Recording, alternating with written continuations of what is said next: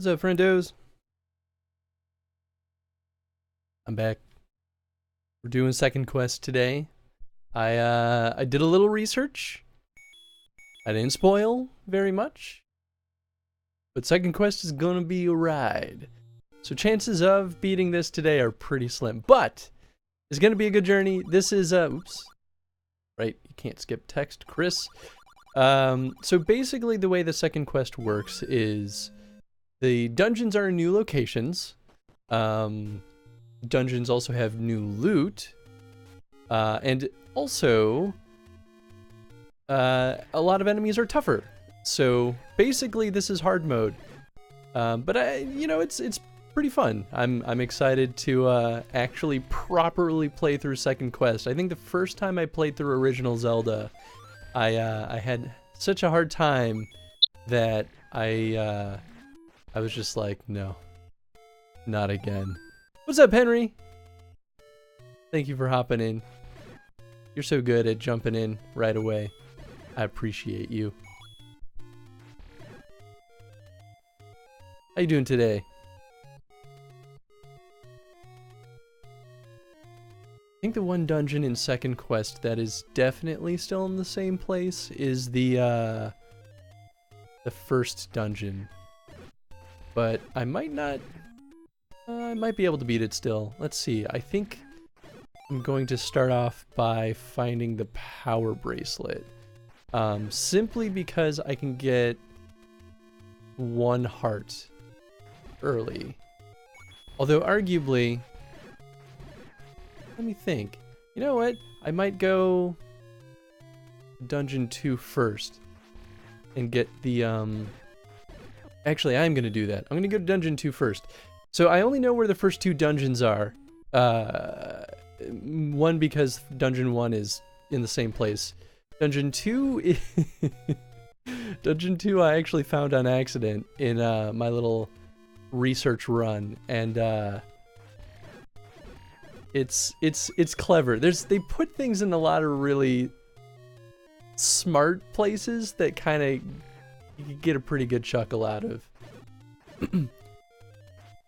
Little tired from fam work, but got a kick-ass burger afterwards, so happy. I mean, that's pretty legit. I could go for a good burger right now.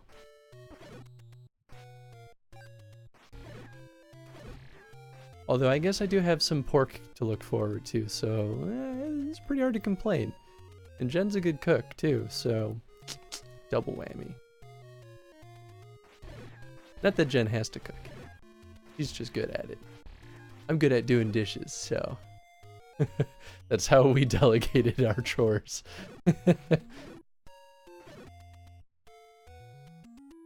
Okay, so normally this is where you get the blue ring, right? Well, hold on. Give me a second. Whoop. Oh, I should have updated the poll in the. That's okay. I'll update the poll. We'll still have plenty of time to vote on some of the other stuff that I'm curious to see if people would like to see on the stream. And for anyone watching this, at least in the archive, because I think right now it's just you, Henry. But for anyone interested, I have a little survey in the page. So this is Dungeon 2. This is normally where you buy the blue ring, which I thought is hilarious.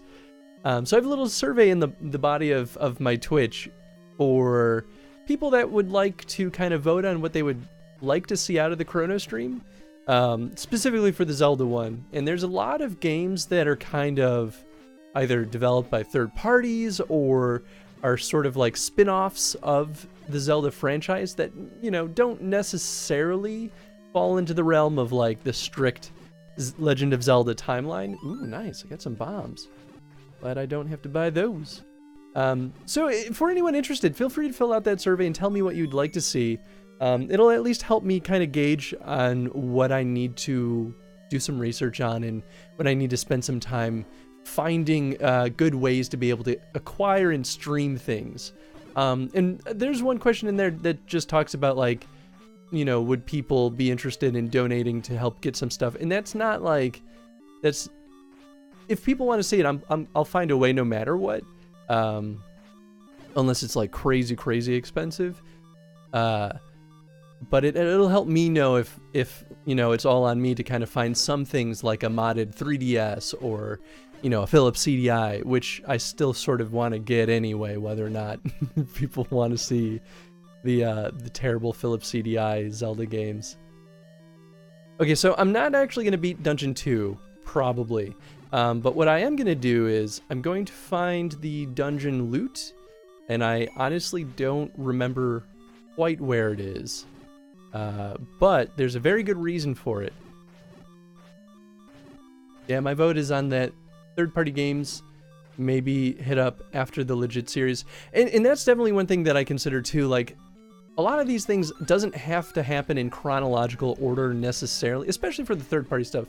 Like, for the primary franchise, I'd like to do in chronological order.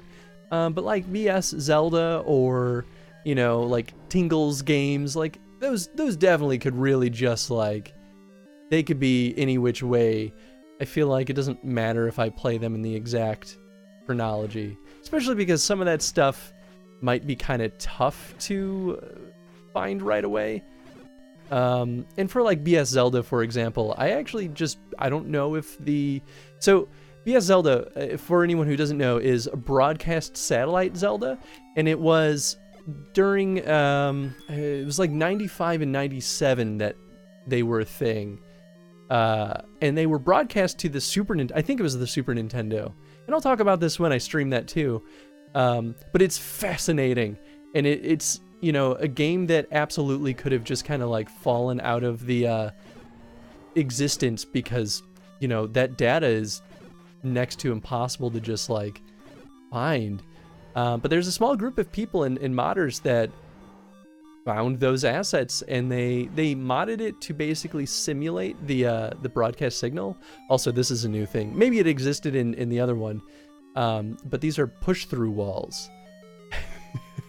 And my first time playing through this, at least in the second quest, for the little bit that I tried it, man, I was bombing walls left and right, and I was just like, I don't know how to get to the boss of this dungeon. I don't Doofus Chris, all up in here. Okay, I'll get back there pretty quick. But yeah, I had no clue that those push-through walls existed, and it was driving me crazy. So I finally looked it up, and I was like, I would not have guessed this in like months, that this was even a mechanic. Push it real. That's basically what they want. No joke. Ow. Well, there goes my laser swords. On the plus side, I don't actually have to kill all these guys. I just killed them to get the keys, and now that I get the keys, I can boogie.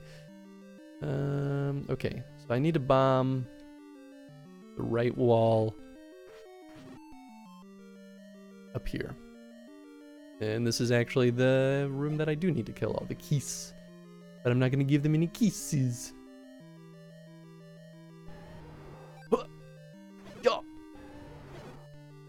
Oh, that's right. I don't have the boomerang yet.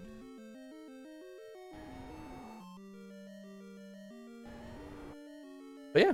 So I guess that's the quick rundown of all the new stuff. There'll probably be some changes, hopefully by the next stream. I guess it depends on how much time I have post-stream tonight, because I don't do much of this during the workday because I have a day job. But there might be some other changes and upgrades coming to the stream in the next day or couple of days that hopefully will make the stream quality better and better.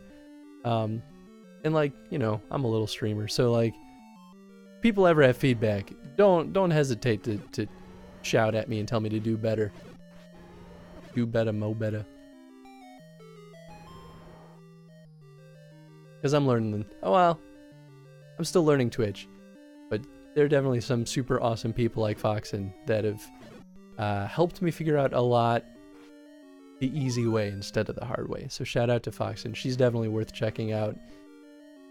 She's playing Nino Kuni? That how I feel like that's,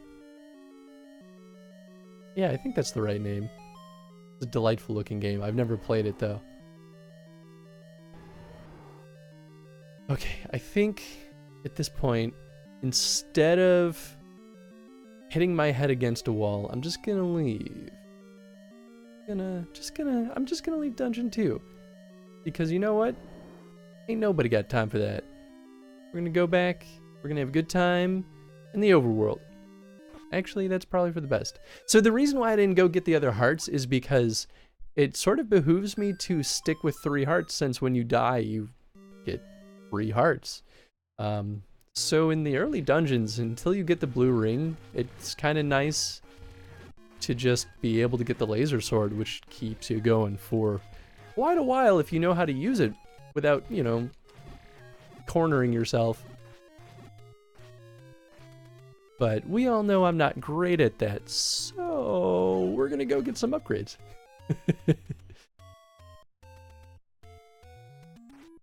I don't remember if I checked some of these. I think these are still shops. Yeah, so I'll come back there at some point. I should get the blue candle. Yeah, I should get the blue candle first. Because I think I can buy that for 60 rupees at the right place. And I know of one location that'll get me 100 rupees. So that'll pay for itself. Plus some. But I'm still going to farm some rupees for a little while. Because if I can get the blue ring, first 2 dungeons at least will be pretty bearable. It won't be a lot of Chris failing right away. Can't say the same for the rest of the dungeons, but every little bit counts, right? The goal is I at least want to get through dungeon 4 or 5 in this stream so that I can kind of pick up on the halfway point next stream. But looking at how that happened the first time around, it turned that stream into a 6-ish hour stream, so I'll try to get to at least to the level 5, or if I'm super good or lucky, level 6. But I guess it's not the worst thing in the world if we turn this into a 3-stream shindig, and then we start Zelda 2! Okay. I don't actually know if I need the power ring to do this, but I'm gonna... Right, is it this one? Yeah. Yeah, okay, so I don't actually need the power bracelet. I saw in a walkthrough that they said that you do, so maybe this was bug or something? Zelda 2 is platformer, right? I mean, it was like action platformer. I mean, it definitely had platforming. I wouldn't call it strictly a platformer though. Like, they had some really interesting dungeon and combat design going on there. Let's see what was up here. Ooh, boy. Okay, so this was Dungeon 6 and is now a secret to everyone. I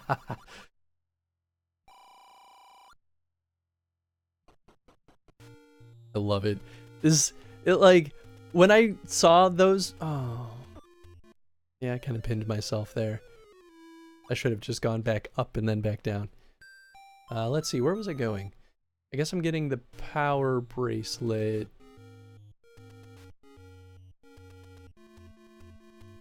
Oh, duh. Okay, actually, I'm gonna go this way. I'll show you some secrets.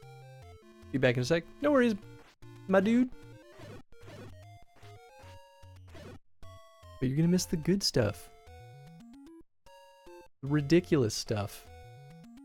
Oop.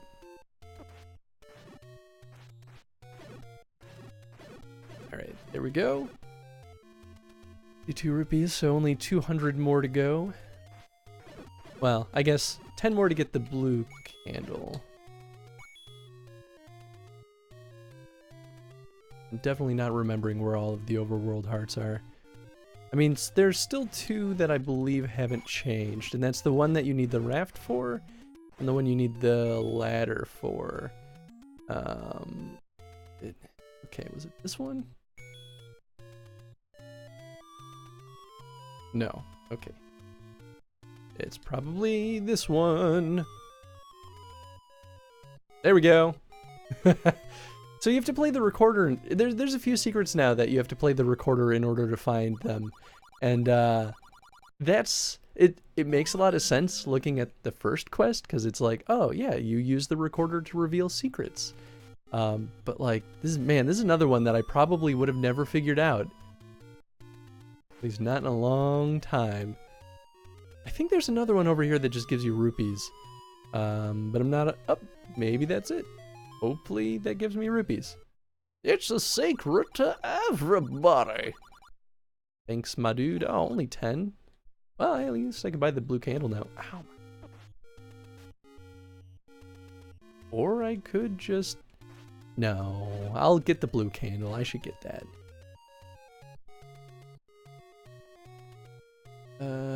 This way. One of these. I think there was a different secret up here now. We'll go up here and see what's up there. Because this used to be dungeon 5. One more. And... oh, now it's a fairy. Haha. I'll take that. I definitely needed it. Oh, and now I can get the magic sword. So that's really what I was getting at with this. I actually don't know what's behind the waterfall. I don't think I've checked. Let's do that while I'm here. Pay me and I'll talk. I don't need no answers from you, although she might give you different information at this point. Well, who knows? I don't actually know what's in here either. I feel like this is going to be a shop. That's my assumption.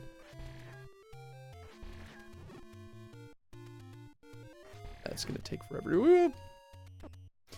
And well, there goes that. Maybe I can sneak. Come on, just come down here. Come on. Come on. Come on. Come on. Guess I could. That's a bad idea, Chris. Don't try to bomb him. We all know that's not going to end well.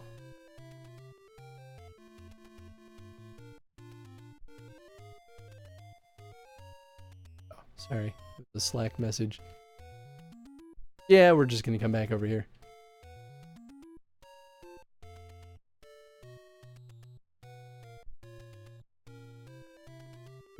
Do. Oh, right, I haven't gotten the power bracelet yet. Okay, so that's what we're gonna do. Oh, I think I have to go through the Lost Woods. Yep, I have to go through the Lost Woods to get there. But you know what? While I'm over here, I'm gonna see if there's a secret door. And nope.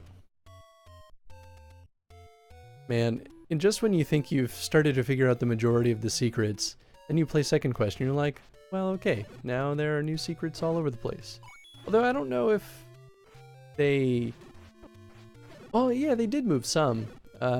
Because I know there was a secret passageway down here that just gave you rupees. But some of them stayed the same, I think. Mo Henry, less scary, I'm back. It is less scary when you're around. It's good to have support. Bang.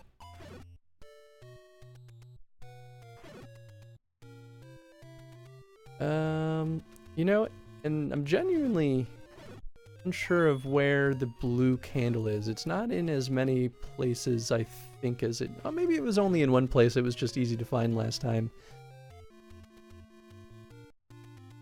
Ooh. I will happily take that. Hey! What's up, Arrowheart? Thanks for coming back.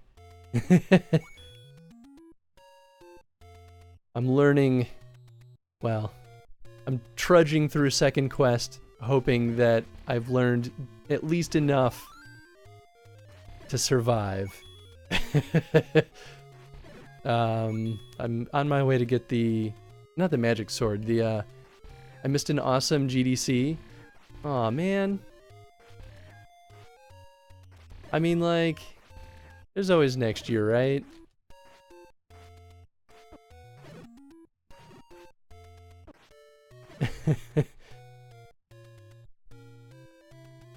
Yeah, one of these One of these years I'll go back to GDC. I was there last year working with the IGDA. So I was very much put to work, which, you know, honestly, it was a great time. And this pond doesn't do anything now, I believe. But yeah, last year when I was there, it was just a lot of work, so I didn't get to see a lot of panels, and didn't network a lot. Oh, hey! I didn't realize that that's who you were. Well, what's up, man? How you doing?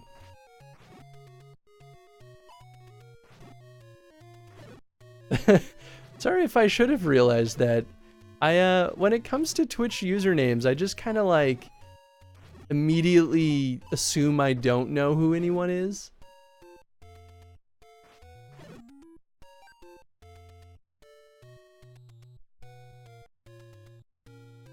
No, he's not Hemlock.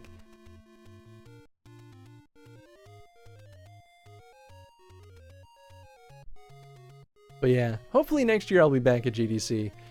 I'll at least try to... well, I'll probably try to volunteer again. Or it's totally possible that Phosphor will want to send people there. I mean, Phosphor had a sort of... Get my chummers all mixed up. Yeah, okay. I thought it was you, Sean. Okay. Where was... I think that sword is still here. Pretty sure it's not here. Maybe it is. Nope. Shoot, I don't actually remember where the sword was. Well, I can at least get that power bracelet. Oh, you know what? I think the sword... Oop. I think the sword was up there in the that spot with the blue... What are those guys called? Lionels? Yeah. Would recommend not sending an indie company until the Moscow construction is done. I mean, that's fair. Phosphor's like not really indie, but also not like super AAA. They had like a mini presence there, but I think it was mostly for business this year. But it would be kind of cool. There were some talks of like, you know, would it be worth setting up a small booth space and maybe having like a VR head rig there or something like that. So I guess really a lot of that's dependent on how good things are this year. But I guess there's other conventions too that we might do some stuff at. So, well, I guess GDC isn't a convention, but oh yeah. But you get what I mean. Ooh. Man, you get so used to having that big shield, and then you remember what it's like to not have it.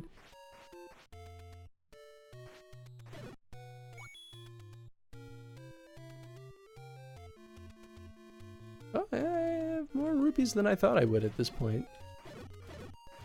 I guess farming for rupees in this game isn't as arduous as I thought it was last time I streamed. I guess I was just afraid that it would take way too long to kind of make any progress. I mean, like, there's a lot of really good little secrets that helps expedite that anyway, but it works out.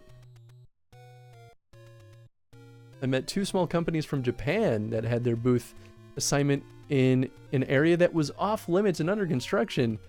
I feel like that shouldn't be a thing that they could sell space for. Like, I'm surprised they got away with selling that space. Unless like, oh, here's the candle. Well, I might as well buy it. Man, yeah, that would be really rough. I guess at least you still met them, so hopefully that means that they met other people.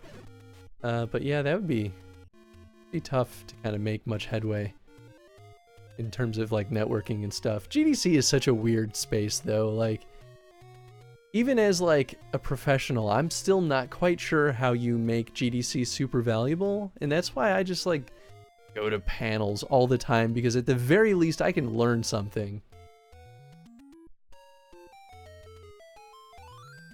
Moscow Construction does not talk with GDC execs. I guess not. I feel like that's kind of unsafe though. I mean, maybe not. I guess it was still safe enough to like not ward off the space. But yeah, that's rough. I wonder if that space was given at like a discount, but didn't really have a reason why.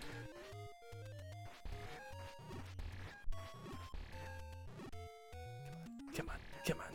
I guess I could have taken that opportunity to sneak over there. I can still do it!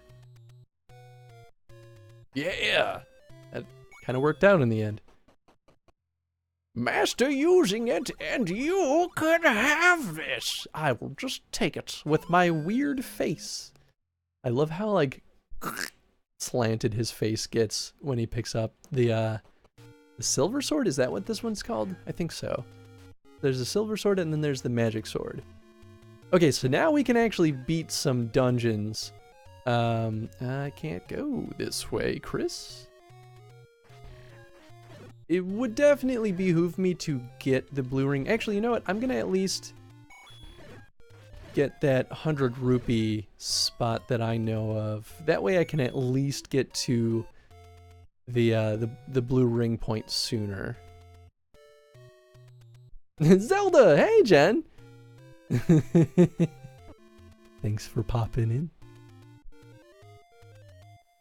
Oh, also, let me know if you hear that popping sound that was happening, Henry, with, her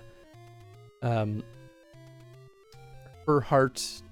No. Ah, what was that game? It was that indie game that I was playing. The Void, Her Heart, something, something. It was a really good little indie game. But apparently that was OBS and not the game. I think, or either that or the Elgato was, freaking out.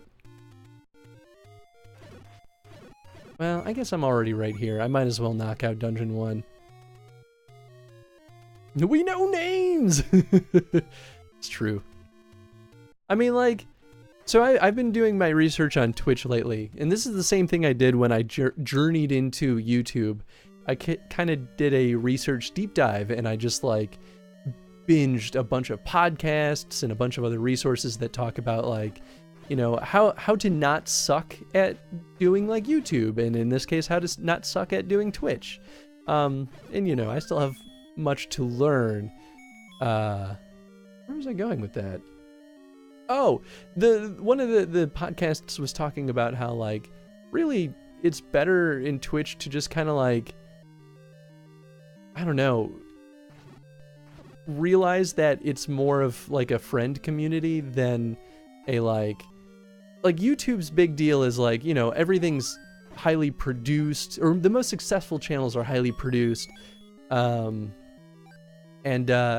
like, you know, really polished, and they try not to get too personal, although there's a lot of talk about like, you know, it's important to be vulnerable on YouTube, and I also agree with that. But one of the things that the podcasts about Twitch were talking about was how, you know, really being friends is more important in kind of treating people like you want, like they should be friends, and like if you try to like fake that, it's never gonna work. And that like that was that like selling point for me, that turning point where I was like, I understand Twitch, and now I actually value it as a platform because that's really fucking cool. So it's like now as a streamer, but also as a consumer, I'm like more interested in looking at other streamers, because it's like, if it's community focused, it's like, well, yeah, now I'm excited because I feel like I can be part of communities and like make friends on Twitch. It's like, that's really cool. So like, I don't know if that's how you guys feel, but I don't know. That's like such a good reason for Twitch to really cater to a totally different audience than something like YouTube. I don't know. I guess it's just like nonsense out of me that doesn't really matter, but I thought it was great. From a biz dev side, it might not be useful. Yeah, I don't know. Talking about GDC, that is. Oh, hey. What's up, buddy? You want to eat some bombs? How about another bomb?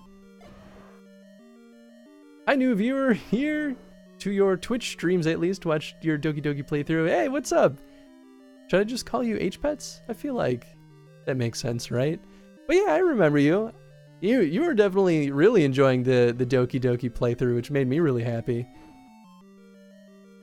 Yeah, Chris has switched over to Twitch now. He's learning the ropes. I am very much learning the ropes. That's okay.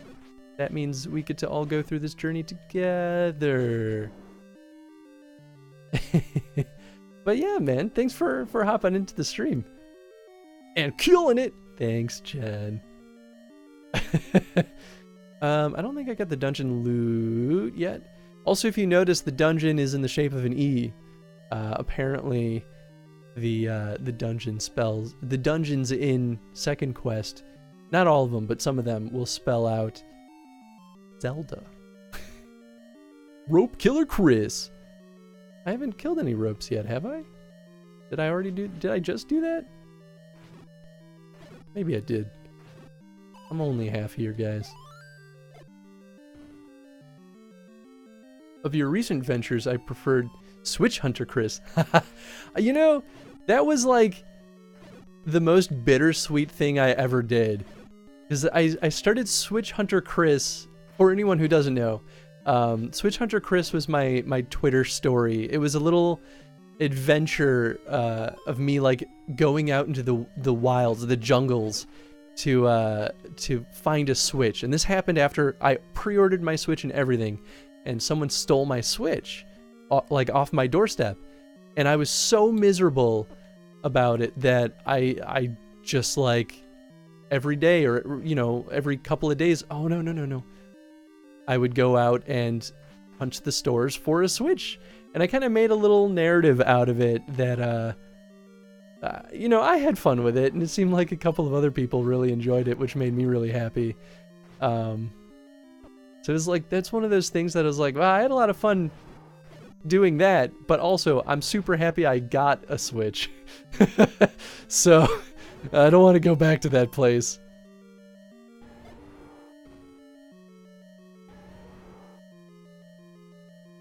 Yeah, at least, you know, the one consolation about my Switch getting stolen was that even though they gave me a really hard time, Best Buy did refund me. It was like, you know what? I'll take that. That was at least like one thing that made it a little less miserable. Is there a treasure room in this dungeon? Because now I've been to every room. Is it one of those push-through walls? I feel like it must be. Have you played Breath of the Wild? Oh boy, have I. I have played... you know, it's funny, I haven't actually beaten Breath of the Wild, but I've at least put, I think in the Switch time log said I put at least 100 hours into it. But that's because I'm stupid completionist with games that I love, and I refused to beat the game until I had done everything. And I was at that point where I'd done just about everything except for upgrade all of the armor to its highest quality. And upgrading the best armor is such a pain in the butt. I mean, like, it's great. I love it. But oh boy, it's such a completionist. It's fun though. Like, I really like completing games when I have the ability to. Because there are those games where it's like, it's just too difficult, or, you know, if it's like an MMO, there's no world in which I'm actually going to be able to complete it. It's like, you'd have to sink 10 years of your life into it in order to complete it. It's like, that's not gonna happen. There's no, I only have so much time on this planet. Maybe you can beat it on stream. Oh, absolutely. I mean, this is, so I'm doing a Chrono gaming stream of this. So the reason I'm playing Zelda 1 is because I'm actually going to play through every single Zelda game. Ropes everywhere, beware! Did you get all the Korok seeds? That was the other thing that I did not do, which, that's one of those things where it's like, oh, should I? Will I? I probably will. But I'll probably beat the game and then just go back and get the rest of those Korok seeds, because that's one of those things that's like, this will take me months to do. So it's like, well, what's more important at that point. But there's definitely part of me in the back of my brain that's like, I gotta get all those Korok seeds.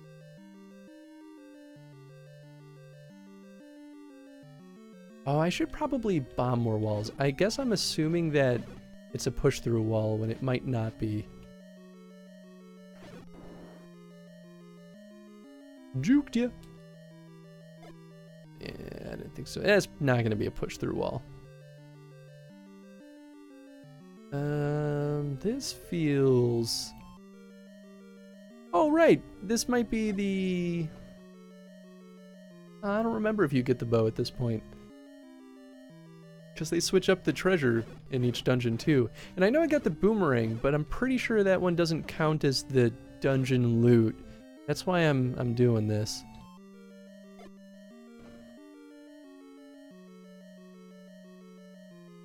Were all the pots and barrels destroyed? God, no. And all the stones thrown. I mean, I did break a lot of pots and throw a lot of stones, not gonna lie. I only got half of them. Not sure if I'll get them, all of them. Yeah, it's... especially with the Korok seeds, it's tough too because there's not a lot to... there's not a lot to tell you, you know, if you're near them. So finding them is a very tough process. Is there a treasure in here? Maybe not. Maybe I really did get it. I don't know what else it would be. Maybe it really was the boomerang. Well, I can come back here if I really did miss something. I should know if there was something more, at least after going through a few dungeons and, you know, seeing what I don't have.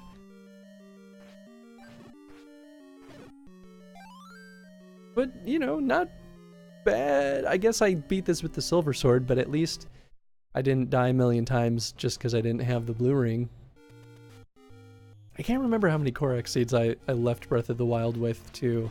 I think I got about half of them, too. And I know I didn't upgrade... That was the other thing. I know I definitely didn't upgrade all of my inventory spots.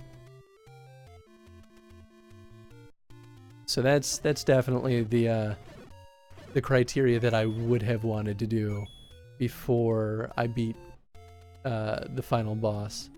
I think there was a spot that I didn't get in the other stream that was like right here. I'll burn here just in case, but I think it's gone now. But I'm pretty sure that was one of the overworld hearts. But this I do know exists. Yeah.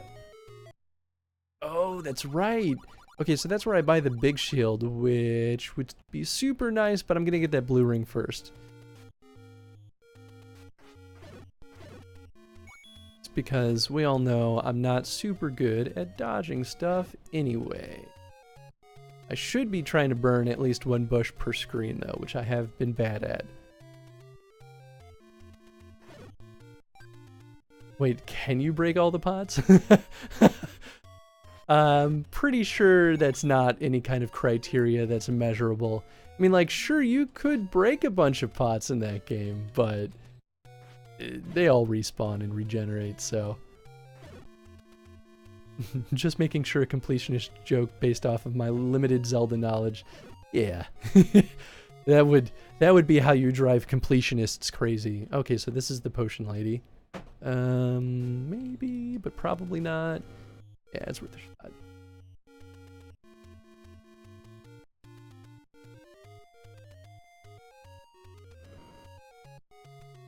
Boop. Yeah, and getting the silver sword makes farming for rupees so much easier. It's so nice. Thanks for flying right to me, fairy. That was also super nice of you. There we go. The Korok mask kind of helps. Oh, that's right. Isn't that one of the DLC updates that they pushed? I could be making things up, I haven't played any of the DLC. That's definitely another thing that I need to do. Because it's just been that long since I've played it. I got all this DLC and I just, like, didn't come back. Partially, it's Mario Odyssey's fault because I kind of got sucked into that one, too. There we go. Give me 100 rupees! But I've been relying on the hero's path more. Yeah, that definitely is a super nice update. Of course, you don't have the DLC, then you don't have access to those things. Oh, I didn't realize that the hero's path was, if it's what I think it is, I didn't realize it was part of the DLC. You should burn the bridges as well. Leave with limited options in life, like a boss. Forever an advocate for wisdom, Henry.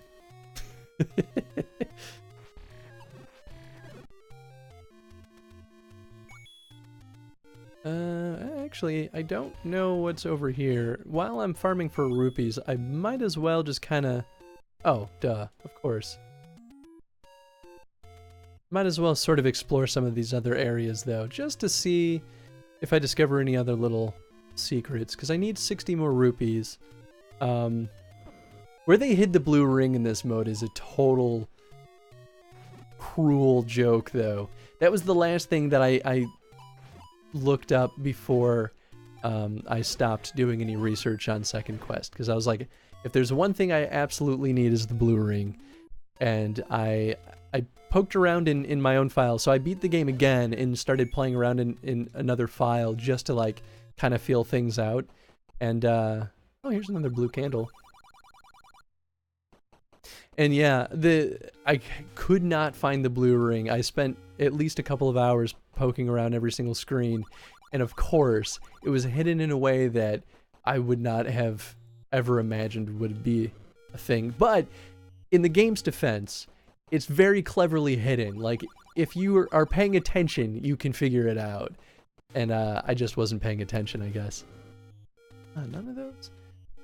These flat walls always get me too. I always feel like, now that I know that there are just secret tunnels all over the place, flat walls on the top of the screen, like, that's always key to finding a new secret.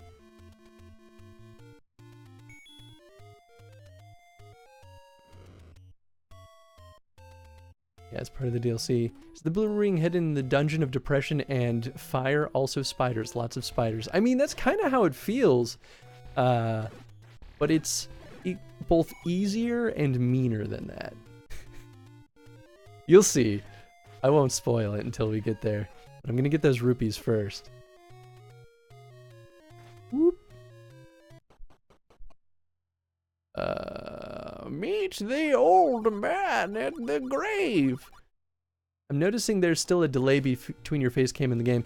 Yeah, that's so part of that's based on the streaming software that I'm using. And I know that there's some fine-tuned controls. I just haven't had enough time to sit down, but I might actually be changing some of my software anyway. So hopefully that'll be resolved, at least if not the next stream, the one after that. So definitely by Sunday's stream. Who knows if it'll be fixed by tomorrow. Hopefully it's not super bad though. But I mean, thank you for saying something also.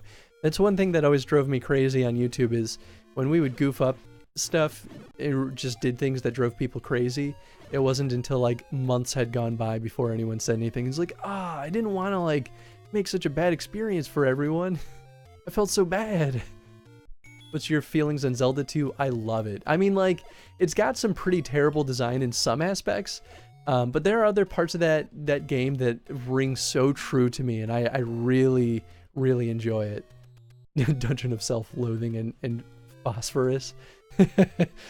Getting closer.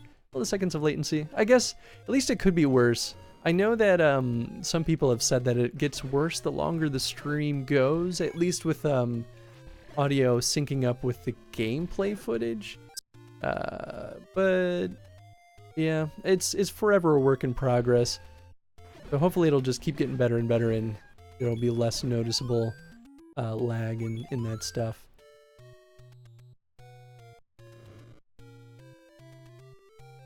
I also don't know where any of the rest of the hidden rooms are. So at this point, it's all just guessing.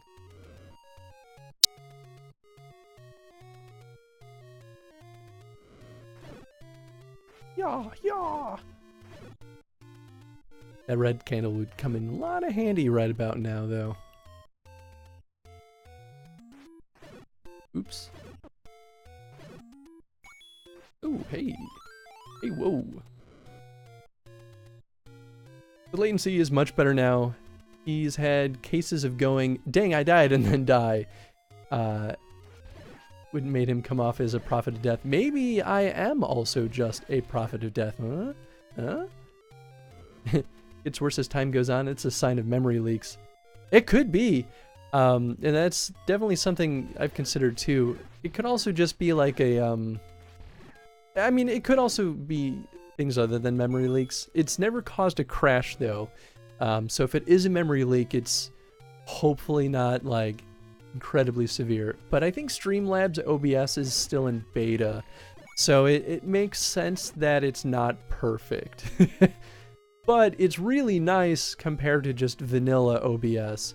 OBS is just open broadcast software, and it's wonderful free software that makes stuff like this a million times easier than it would be for everyone. But yeah, it's definitely not perfect, and that's kind of the nature of free software too. So I don't hold any resentment at the very least. Oh, I should burn another bush. Did I burn that one? I can't remember.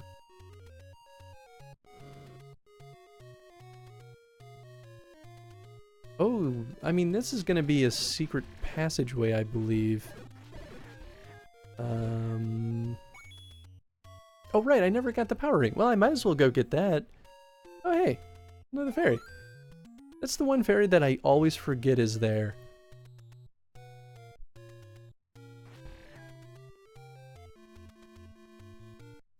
Alright.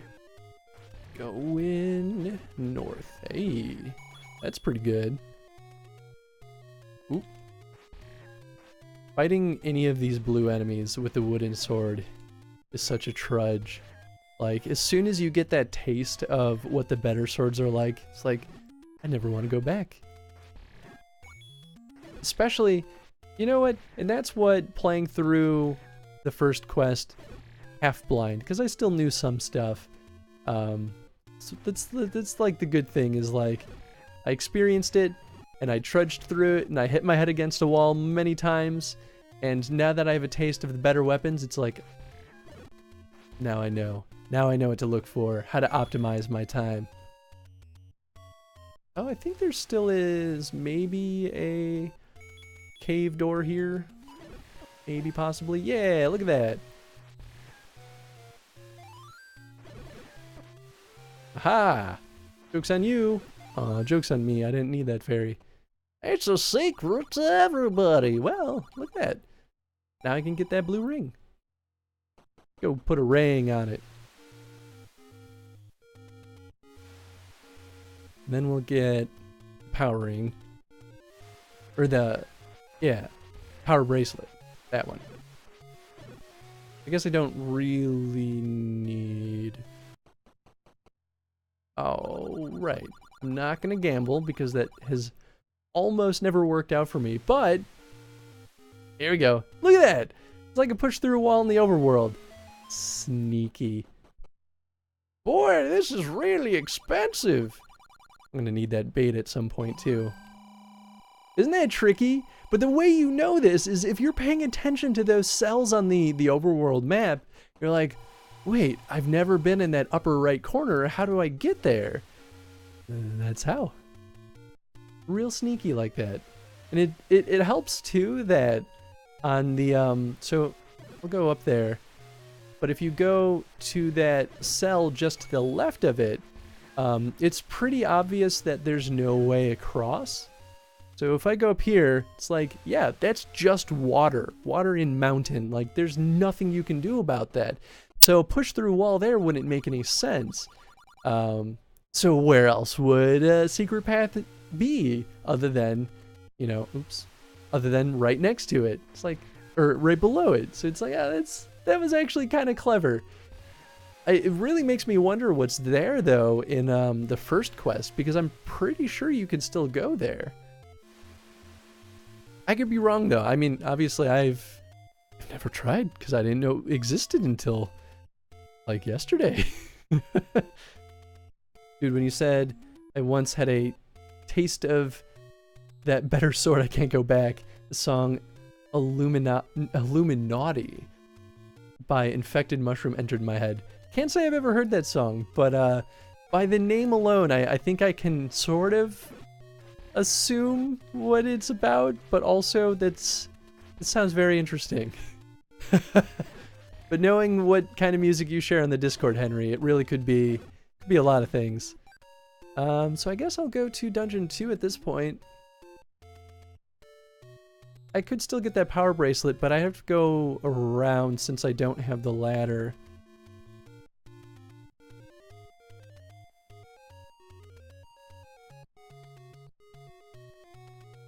I've been watching a few speedrunners play through this game, and they all play, I think they all play first quest.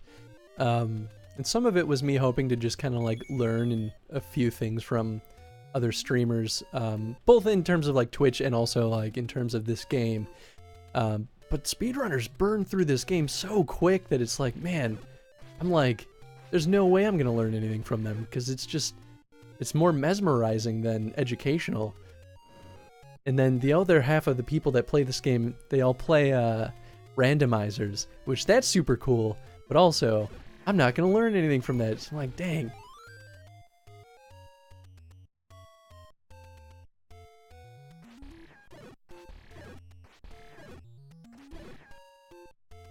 I guess at this point I just need to save up my rupees for bait and the big shield.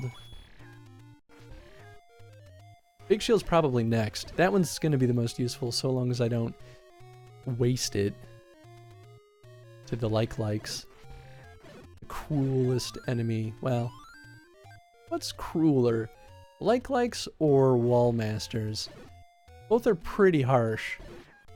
I've seen some pretty fun A Link to the Past randomizers. I love A Link to the Past randomizers. That was what I was streaming on Twitch before we started live streaming on YouTube, and then I just kind of stayed away from Twitch for a while. But I might save that for a Sunday stream sometime to do the randomizer, because I love that randomizer so much. I think it's so much fun. And the Link to the Past is more of my jam. Like that's the game I grew up with. Like flags. Yeah, I agree. Likes are probably meaner. Because wall masters, it's like, oh, I lost time. Likes, you know, you lose time and money. Oof. Ah. Likes, I dislike.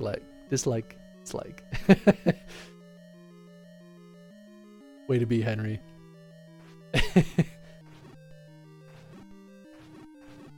Henry, on Twitter, would you prefer that I refer to you as questionably insane? I don't want to, like, call you out. I know it's a little too late for that. But, like, I figure better late than never.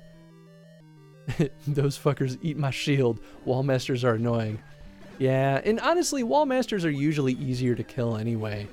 So, I'm even more convinced now that likes are worse.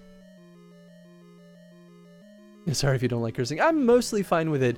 There's, honestly, words like that I have no issue with. It's derogatory curse words that I take, I mean, not major issue with, but I try to avoid personally and in chat where I can. But don't worry too much. I just kind of have the automod do its thing, and I just let things through as you know, it seems appropriate, because it's not too hard to just reach over and click. At least for now. I guess that's super dependent on what games I'm playing. Henry, I feel like this is just going to confuse everyone, including myself. But if that's really what you want, I won't say no.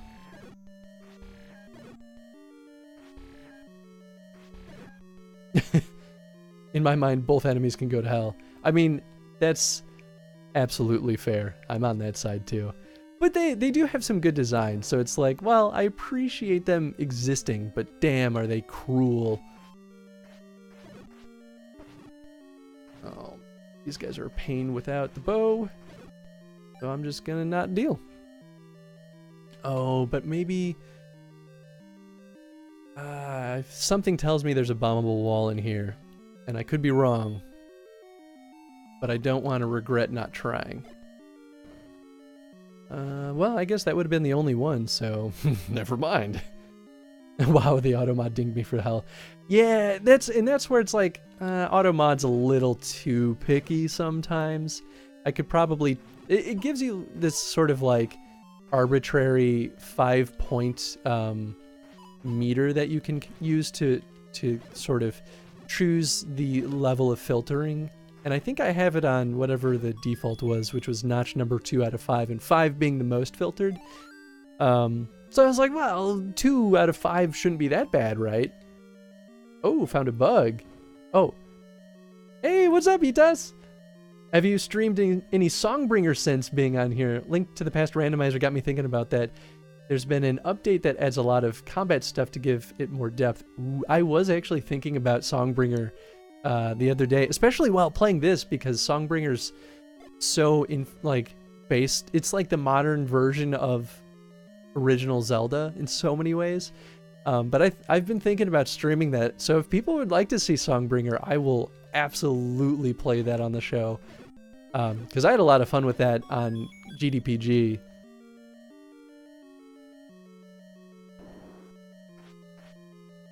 Yeah. But yeah, I haven't played Songbringer since its official release either. I only played it back when it was in beta. So it's been a while. I guess I'll go down. Found a bug. Yeah, I don't know what bug you're talking about. Maybe a bug in the game. I don't think I was paying attention. But yeah, it's fine calling me by name. That's good. Because, yeah, it's a little too late for that, I guess. I have to do that with Foxen, too, because it's like, I know her in real life, but since she's a streamer, it's like, well, it's better for me to call her out by her Twitch name. Like, gotta catch myself from calling her by her real name, so people can find her. Your stream chat log sometimes forgets spaces. Oh, interesting. What's your favorite Zelda game? I think mine's A Link to the Past. Probably for nostalgia, but also I think it has some of the most cohesive design. And that was the era before the Zelda games started getting a little too streamlined. And not to say that the later ones were bad. I think Breath of the Wild is definitely up there in my top 4 at least. And Majora's Mask is up there too. I need to play through Twilight Princess again. I know I really liked it when I played it, but I have only beaten it once, so I'm kind of left with a lot of unsure feelings about where I would rank that one. Oh, I should have waited to pick that up. It didn't matter anyway. Saying played it right after release and haven't come back. For some reason, I really enjoy watching playthroughs. Fortunately, didn't really get the attention it deserved. Definitely not a perfect game, but had a ton of heart. I really liked Songbringer. I didn't realize that it didn't get as much love as it needed. I haven't seen the dev talk too much about that, but I think that's a more and more common story of games that come out of Kickstarter, is most of its fan base really just were in Kickstarter and there weren't many afterward. But I mean, and that's where I like being able to stream games, so hopefully it helps convince some people to pick up more stuff than they would have explored otherwise. But yeah, I share that feeling, definitely. It's the inherent risk of early releases, playing the game and getting your fill before the game is content complete. Yeah, and that's where I do think that early access can be dangerous for a lot of games. For games like Songbringer, maybe it definitely wasn't the best, but it was a really good place to kind of gauge feedback. That's where I start to really like closed betas, because that way you can make sure that, you know, and I guess Songbringer was maybe technically closed beta. I can't remember if they gave access to anyone outside of Kickstarter backers. But yeah, absolutely. You run the risk of having all the people that are genuinely interested kind of get their fill and never see the rest of the game. And that's where I really start to, take issue with the design of modular games that are never truly ever content complete. Like, you see this with a lot of MMOs, and MMOs I think that makes perfect sense for, but there's a lot of other games where maybe it doesn't make so much sense, and a lot of devs still think that that's the future of, you release a game and you keep updating it and patch it until it no longer has any more fans. It's like, that kind of rubbed me the wrong way. I had some big name developer that came to my school and gave a presentation on that philosophy. And I kind of contested him, saying that, it doesn't work with games like Shadow of the Colossus, for example. And he argued with me. He was like, well, okay, let's take Shadow of the Colossus, for example. And, how could you break this up in a way that you could sell it like on a DLC model? Or say like, first level's free, and then you have to buy each, monster or level after that. And I was like, that would destroy the flow of the game. Like, you must have never played Shadow of the Colossus if you think that would lead to a fulfilling experience. And maybe there are even better games to kind of facilitate that example, but he just kind of called me a purist and waved me away. And I'm like, there are no black and whites when it comes to good game distribution models. Like, there's a time and a place for everything.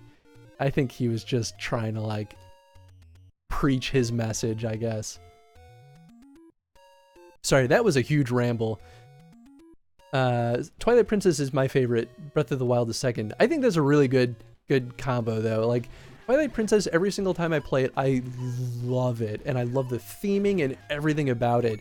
I just need to play through it more times to like really truly understand what I do and don't like about it. Because even like my favorite game being A Link to the Past, like that's definitely not a perfect game either. But it doesn't stop me from loving it through and through. And yeah, Breath of the Wild is pretty amazing. Yeah, it would drive me away from that game. Like, I'd give up and walk away. Absolutely. Yeah, I don't know why some people get so wrapped up in those types of distribution models. It's like, it works for some, but, it doesn't work for everyone. Right now, that's like the free-to-play model, which seems to be showing up in more places than it probably should. But, kudos to people that make it work. Because that's also not an easy thing to do. My favorite game model is when a company makes a full game and then adds DLC afterward. That's kind of how I feel, honestly. And I like the traditional release, like this is a done game, it is polished, it is, as good as we can get it, and it is content complete. Like, you're going to get a fulfilling experience out of it. And also, maybe we won't make DLC for it because it doesn't need it. Or also, here's DLC in case you want a little bit more and maybe like an extra mission or two and some interesting content. Like, I think that's a really, really smart model. And maybe that's like nostalgia speaking, but, I don't know. I think there's a lot of truth in why that leads to fulfilling experiences for players. Wind Waker is the best, fight me. Wind Waker's in my top 4 too. I really, really, truly love Wind Waker. And I think, okay, so it'd be A Link to the Past, Wind Waker, Twilight Princess, and Breath of the Wild. Oh no, and Majora's Mask. Oh shoot. Okay, so top 5. Man, yeah. I mean, I at least know my favorite is A Link to the Past. Second place is where it gets really hard. God, that's tough. Wind Waker really, truly is a delight. I'm not a fan of BS. Sorry, I'm like choosing the worst times to actually look at the chat. I'm not a big fan of BS like Day 1 DLC. Day 1 DLC can be good and bad. I think it really depends on what the intention is. Because most of the time, day one DLC, it kind of does feel like a punch to the gut. Day one DLC often just happens because the team, it's not always the same team working on that DLC. And so what ends up happening is they release it day one in the hopes that people will be interested in buying it. And they need to actually be able to pay for that team's labor, and they don't usually have the bandwidth to wait a few months or, you know, most of the year to release that DLC. And, you know, you could definitely make the argument of like, well, then why were they working on the DLC in parallel? Like, that seems like a poor choice. But production timelines often get so tight that doesn't really, it doesn't always allow for that freedom. Especially when you're working with publishers, like negotiating those budgets and those timelines. I don't personally do it, but now that I work as a producer, like I kind of see that firsthand, and I see where it becomes a really difficult balance to make. So I think that's often why day one DLC exists. But you know, there's obviously people that also just do it because they're shitty. And day one DLC also can happen too when it's like, I guess day one updates often happen when, you know, they ship a game and it gets printed on disc before they even fix all the bugs. And that's 100% just bad production timelines, just based on budget limitations. Those are the worst. Those are where I shake my fists in the air at publishers for not being more cognizant of why it causes problems. Wind Waker is high for me too. Wind Waker HD was great too. Like, they fixed a lot of those like tiny little things that were like could have just been a little bit better in Wind Waker, and it just got even better. So it's like, yeah, it's a win-win.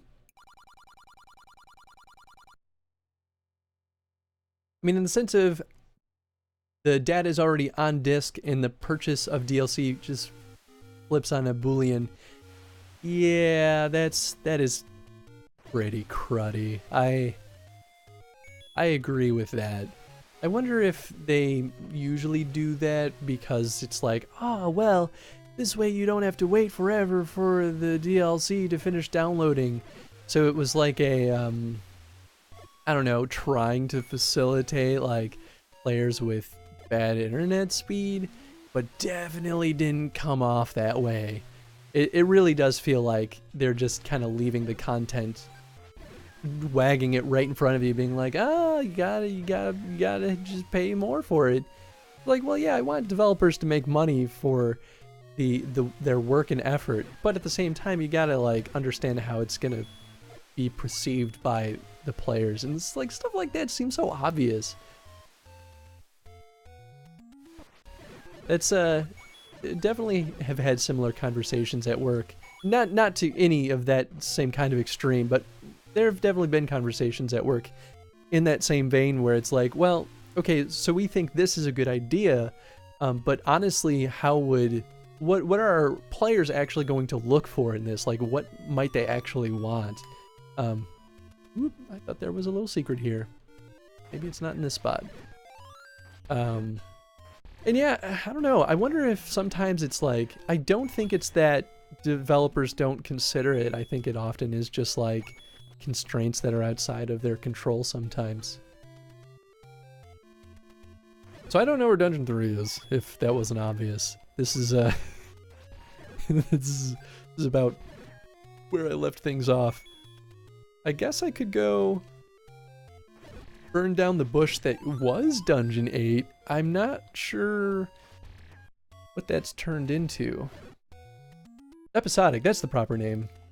Sorry, exactly the time and a place for all game design. Some games thrive in early access. I'm sorry, Henry, I missed a bunch of your comments. Some work great with forgetting the proper name, but episodic. So, lots of day one DLC is pre-order incentives. I could see that too. But yeah, episodic can be kind of fun. That was a popular trend for a little while too, that I think was mostly fine, and then a lot of people kind of did it with games where it didn't totally make sense, but at the same time it's like, well, you know, this studio probably doesn't have a ton of money, so episodic was the only way for them to be able to actually like keep working on the rest of it. Level 3, the one where you need to take the raft to. I'm maybe in Quest 1, but I can't get the raft yet because the dungeon loot got swapped around. So I'm not 100% sure. I guess it doesn't matter if I find like dungeon 4 or 5 sooner, but I also don't know where they are. So I'm just hoping I find dungeon 3 first. Worst case scenario, if I find another dungeon that I can't beat, I'll just like try to get the dungeon loot and see if it'll help me, and kind of work my way from there. Oh, it's nothing now. Man, tricky game. This is going to be one of those cases where I'm just going to have to burn every single bush until I figure out where every nook and cranny is. If it gets to that point, I'll just pull up a little map that'll expedite some of that, just so that it's more interesting for everyone watching. Because, yeah, I don't think it would be fun to watch, you know, a 10-hour stream of, here's Chris burning every bush in this cell. And I get why they probably did that. They wanted to make it, you know, second quest kind of take a little bit more time and kind of be, you know, something to keep players in the game for a longer period of time to make it feel like it was worth their money. Let's see what this is. It's a secret to everybody. Is level 3, new topic. Did you see the Game Developer Awards? I didn't actually see the awards, but I did see who won the IGF Awards, which there were a lot of really cool games in that list. Some that I need to play now that I know that they exist. Going to the IGF Awards last year, though, was really, really cool. Like, I don't normally get excited for stuff like that. Like Golden Globes happen and I don't know, Oscars and all that stuff. I like don't care about any of that. But yeah, I don't know. Seeing the IGF and the Game Developer Awards was like, it was really cool. I got a lot more excited for that than I thought. Everyone freaked out when Cuphead lost Best Visuals. So I could kind of see why it might have. I don't remember what its competition was. It is kind of sad to me though, because it's like, well, you know, it's good that it at least was in that running, because like traditional animation is so beautiful and it really is undervalued in a lot of ways nowadays. And I think it's just because it fell out of the limelight, you know. And the winner is Baba Is You. Yeah, that's one of the ones that I remember by name, but I don't know if I've ever gotten a good look at that one. And I really should, because it won Best Visuals. Interesting. So why do you think that Baba Is You won? Yeah, I wonder if there was any kind of discussion around that. You know what? Maybe I should go get the power bracelet. I think we can go. I'll go do that, because at least it'll let me jump around the board a little bit faster. And it might be assuming that I get this, now that the player should know where it is. Oh boy.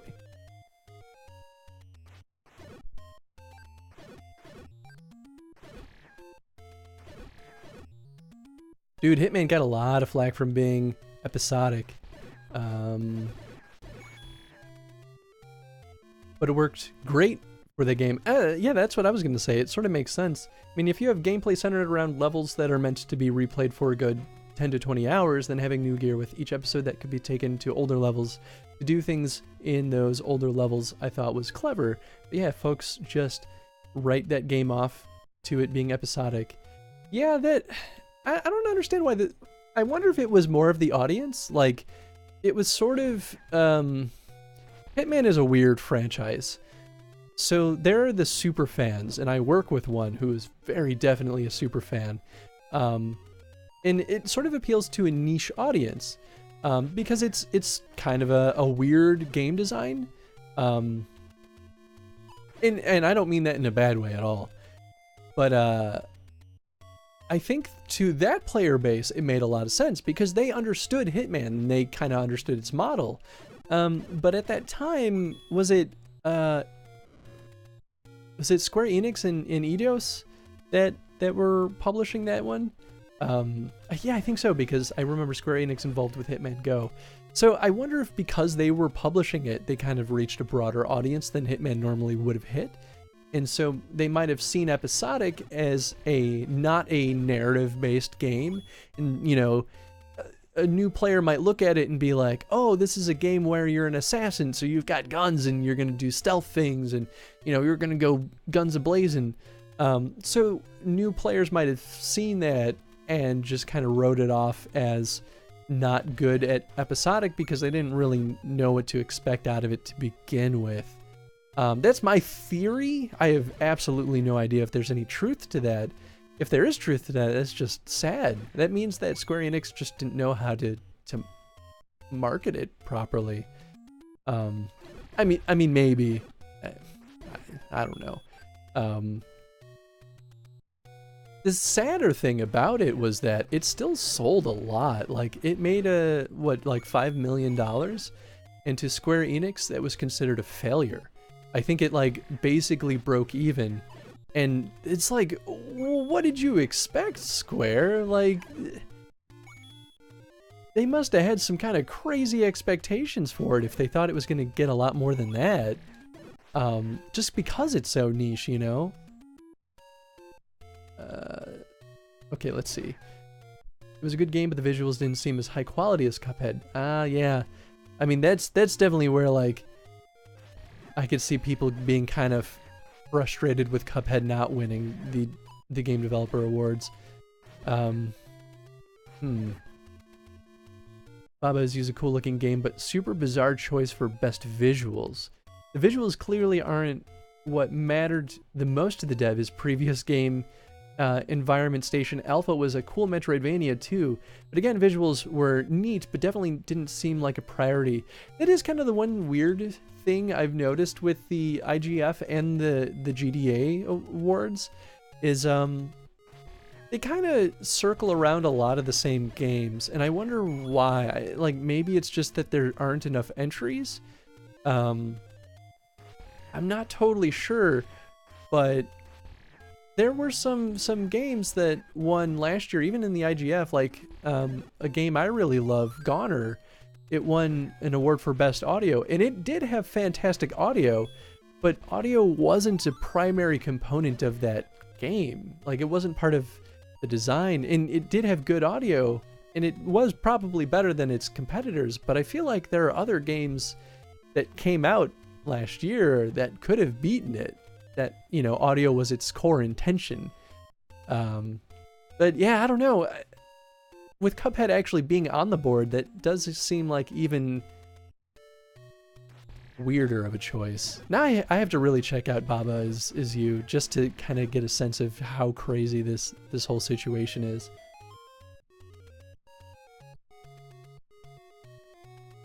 Oh, I wonder if there's a secret room over here. Wouldn't be surprised, but I also don't want to waste all my bombs. I'll blow up the center and see if that gives me anything.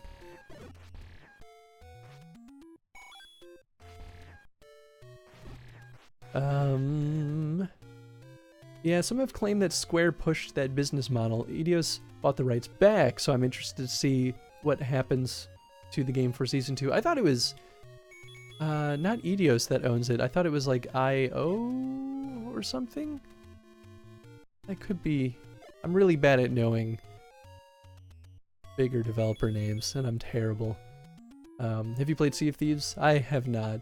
But it does look great. I have one of the other guys that I work with on Affinity Archive stuff yelling at me to play Sea of Thieves with him, so we'll probably stream that at some point, and hopefully I'll figure it out.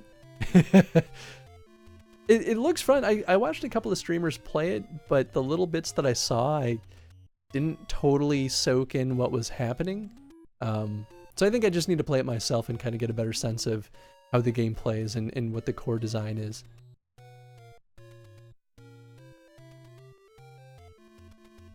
Got that power bracelet though. Okay, so now it's a question of, whoop, how do I not die? Buy laser sword. There we go. Really don't need to be killing all these guys, but I can afford that big shield and a little bit more gravy too on top. I almost wonder if it would behoove me to kick out all of those statues. Might be the easiest way to dungeon hunt at this point. Whoops!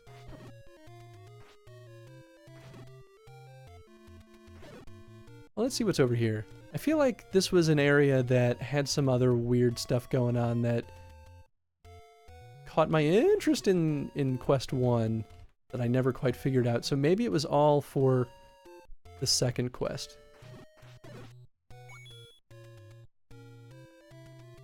Ooh, is that a thing? That's not a... Could have been a thing, but it's definitely not a thing. Man, these guys really like to all hang out all in the same spot, though. Oh, we still... Oh, they all got me. Just gonna... Oh. Okay, I'm gonna go get that big shield so that doesn't happen again. Because I can. I don't have the potions, though. I should figure out where to get that potion slip. Because that would be good. Oh, but now that I have... You know what? I wonder if... I could just start pushing stones. That's what I got. Anything can be a dungeon now. Anything and everything is a dungeon now. Been hearing Sea of Thieves is a beautiful playground with a bunch of emergent gameplay with friends. But due to game philosophy, there isn't any player progression, so people are getting tired of the game fast because it's basically what you see is what you get. Yeah, I mean, I can see that as both a good thing and a bad thing, because forced player progression sometimes feels arbitrary in a lot of games. So I'm not necessarily opposed to them kind of shaking up what people are familiar with. But at the same time, if you shake up what people are familiar with, they're not going to be super happy about it. So, yeah, that response kind of makes sense. It's a loot game where the loot doesn't do much other than cosmetic changes. Oh, interesting. Yeah, I mean, like, I'm into cosmetic stuff, but I'm not, you know, crazy about it. So I wonder if it would keep me engaged for very long. Definitely worth a try, though. I mean, like... I have more reasons to check it out than to not check it out, especially because it's made by Rare, right? Which, in the golden days, like, Rare was one of my favorite studios, and there's a whole, like, arsenal of Rare games that I really need to check out, but I still, part of me wants to believe that Rare can still make some really cool stuff. From what I gather, it's about finding treasure on islands, but the treasure isn't much. Okay. Yeah. Well, that's kind of lame if that's true. I'm half convinced that the A-team of Rare is just kind of off doing their own thing with another studio. And that secretly they're off, like, brewing some really, really interesting, cool stuff. Well, and they did this once already, so it's not outside of the question. But Rare used to be a company in is it London? I don't know where exactly, but it's somewhere in, like, Britain that they were originally based. And I think they were called, like, Gold Star Games or something along those lines. And they started experimenting more, and I think they made Rare as sort of like an experimental place because they wanted to distribute games outside of just Europe. But I think they couldn't for some reason. So they made Rare and just kind of like moved the A-team over there and secretly let Gold Star Games kind of like fade to nothing. It's pretty clever, even though it's sort of not super cool, but it worked out for him. Yeah, Rare is very British.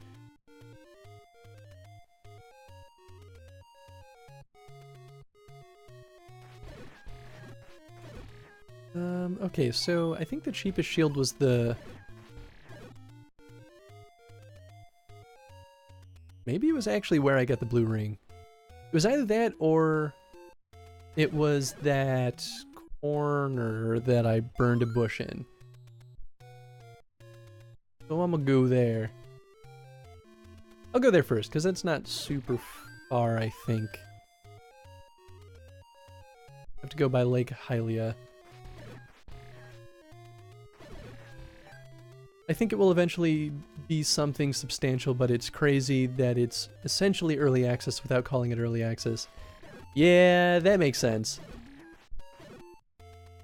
Yeah, And that sort of goes back into the conversation about modular games that are never really done in development until they just like lose their players. I almost wonder if that was the model that they were going for, was to just like deliver something, have players start engaging with it, kind of gauge what they like and don't like, and then like decide where to update and modify the game from there.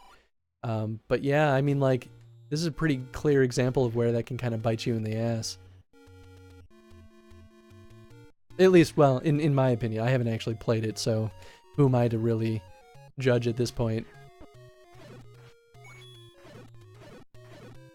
All in all, I'd still like to play Sea of Thieves at some point. That's kind of how I feel. Like, despite the sort of negative attitudes about it, I'm not convinced that I shouldn't at least give it a shot. So yeah, I'll probably pick it up and Eddie and I will stream some and see kind of how we feel about the whole thing. Sure, I can see that. There I go, reading as soon as I enter a new screen. Whoops, whoops, whoops. These guys are nicer than they were in later games. In the later games, they always spawn underneath you because that's how mean they are. There we go. I can see that. I can't hate a game that basically offers such a fun playground. Seems like it's the perfect game for hanging out with friends and being stupid. And I think that's where at least I'll be content with it, even if I don't like play a ton of it. But maybe it's really good for people with a lot of time on their hands. Like, it could really just be trying to be like Pirate Simulator. And there's nothing wrong with that. I think that appeals to a lot of people. Because it's like, you know, if you could have that kind of fun in something like Second Life, which maybe Second Life is the more straightforward version of that kind of idea, why not try to gamify it a little bit more, but offer a similar experience? Or nothing is over here. I didn't think so. Oh right, I have the big shield. I don't need to be afraid of anything. Yeah! Yeah! Is it just me, or does the little, like, shallow, or like a little shadow of the Zoras kind of look like a little Space Invader hopping up and down? Totally looks like a little Space Invader. That's all I'm saying. Yeah, I'm saying... Ooh, I'll read in a second. Yeah, I'm saying all this, but it's sitting in my wish list. By the way, checked out your art, Itas, after your last visit. You got some fun sprite art. Very hyper light drifter vibe. Yeah. Yeah. I'm excited to see Itas Gun. It's going to be a good game.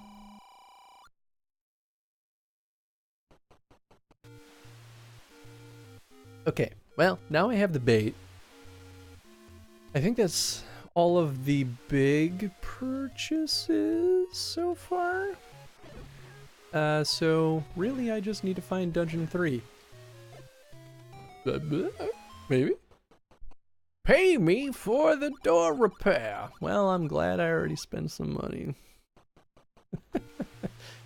Oh, well, I should get potions. But who knows when that's gonna happen.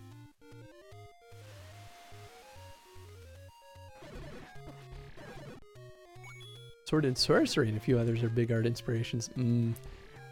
Sword and Sorcery is so good. That's a game I was forever sad that we never played on Game Devs Play Games. Like, that game is such a weird game too, but like, art-wise, it was beautiful, and gameplay-wise, it told a really weird but interesting narrative. I really want to see more out of, what's the name of that team? Super Brothers? I think they're Super Brothers. I know that was Super Brothers and Cappy together. But Cappy Games makes a lot of great stuff, but I haven't seen much out of Super Brothers for a while. I think they did one other game, but I have no idea what it is.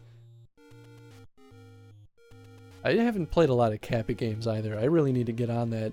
Ooh, like Super Time Force. That game looked great, but I never played it. Can I boomerang these guys? I feel like I can't, but it's worth a shot. Oh, I can. Hey, look at that. Stop moving! Gotta do better in my timing. That's really the trick. Pro tips from Affinity Chris. Cappy's doing Below. That's right! Below was the one game that made me be like, ooh, should I buy an Xbox One? Like, I really hope, I'm truly hoping that they... Secret is in the tree at the dead end! Is that a tree, though, or is that a rock? I'm pretty sure this is a rock. But also, maybe this is not the dead end. Take any road you want! But yeah, I really, really want to play Below. That game looks amazing. Ooh, boy.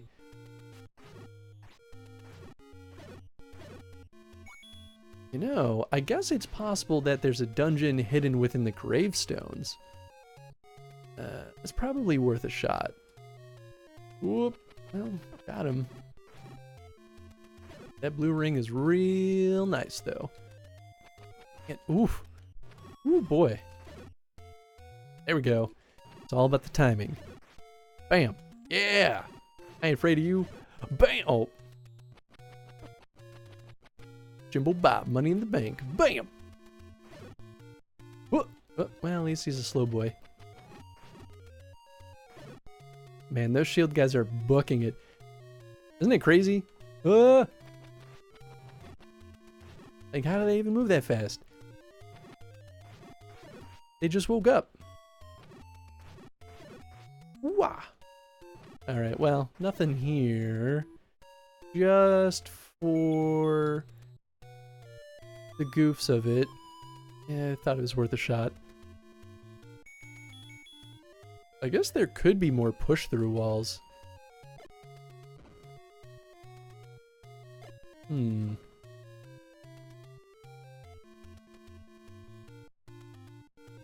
oh boy, don't want to be here. Pretty sure there's nothing here for me. Try blowing up this wall though, just to make sure. I guess I'll just boop some gravestones. Oop, oop. Well, here we go. We're just gonna boop all of them. Booped. Consider that stone booped. At least I can just, like, leave the screen and come back. Alright, so that one is clear. Boop, boop. Boop. Okay. Unless it's like, you know, kill every single ghost. Doot, doot, doot. Okay, so that one used to have the magic sword, which maybe I didn't have the... Yeah, so this just doesn't do anything. I guess I'll try blowing it up. Yeah, I didn't think so. Okay, so nothing over there.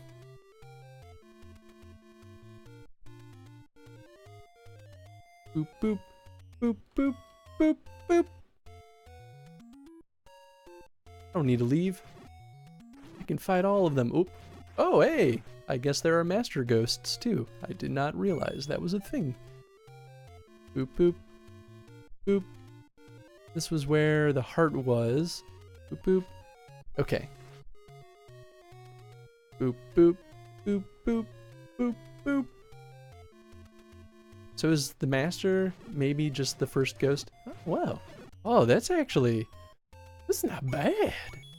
That's kind of a good way to farm. Unless it's just any ghost that you kill. Oh, can I not actually hurt them? Ha! I can't hurt them. What's this deeper game? All I can think of is we need to go deeper. I think that's what it was called. Yeah, Delve Deeper maybe is what you're thinking of. That was a fun little dwarf game that I never actually played, but it looked like a lot of fun. But no, deeper. Oh, hey, those weren't spawning anything. Below, you mean, Henry? Ow. Oh, I guess there's only a maximum amount of ghosts that can be on screen. Joke's on you, Chris. I ain't afraid no ghosts. Aha, haha. Good Ghostbusters reference. Oops.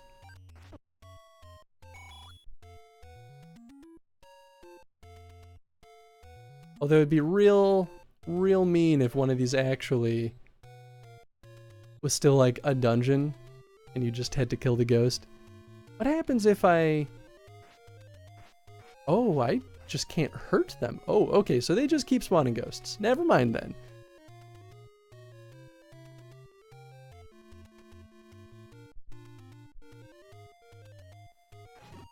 Yeah, I'm just not gonna fight those guys.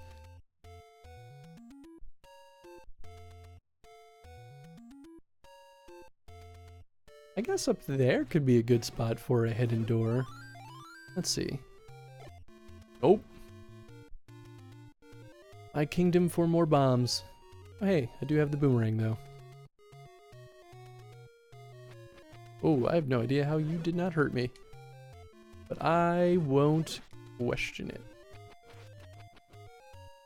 Oh boy, oh boy. Ah!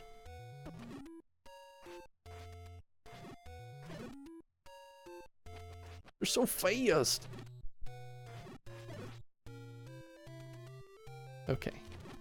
One of these is gonna have a secret. Well, I guess this had the power bracelet, so maybe this is really the only secret over here. But you never know.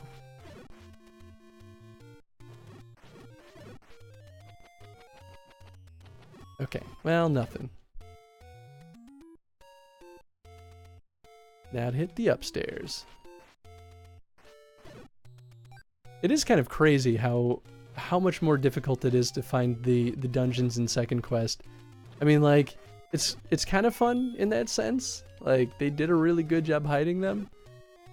But man, the dungeons are definitely at least in the first quest, the tougher part of the game, which I guess still not outside of the realm of question. I guess it's more of that, like, puzzle design rather than difficult in terms of combat. Ooh. There we go. Oop. Bam. And finally, also, I'm surprised that more of these guys aren't dropping bombs. I wonder if using boomerang actually hurts those chances. Hey, speaking of which, I guess I'm gonna bomb. Yeah, now it's at that point where it's like, I don't remember where I've bombed and where I haven't bombed. Although there is one spot, where was it? Maybe it was over here because I died over here last time.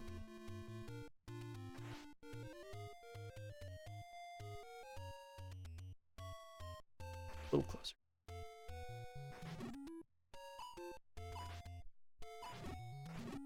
Swords, there's a lot of magic swords. This is stressful. Everything will be okay. Everything's fine. There are no problems here. This is just the way things are gonna be from now on. This is how things have always been. No problems here. Oh boy.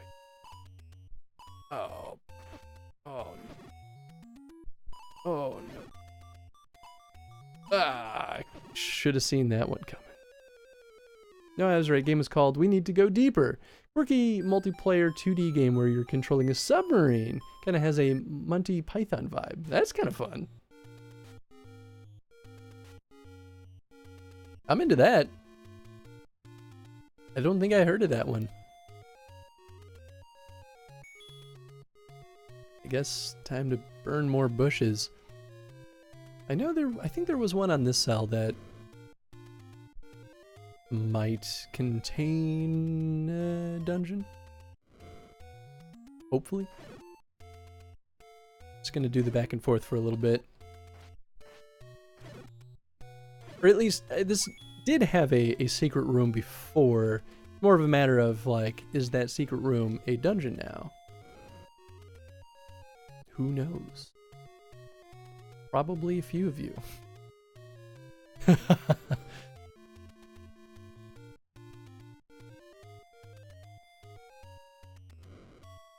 I don't know if that was accurate enough.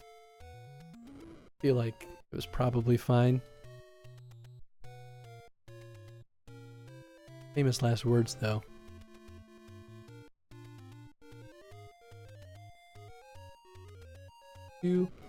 Okay. We only have like 20 more bushes.